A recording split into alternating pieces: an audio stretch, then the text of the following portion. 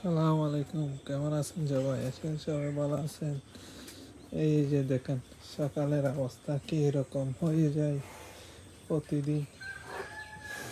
এগুলো সাফ করতেও 2 ঘন্টার উপরে লেগে যায়।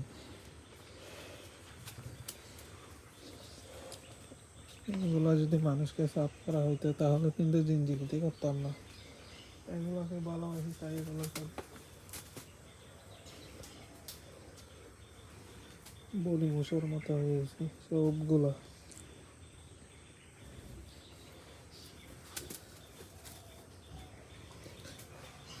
কি অবস্থা!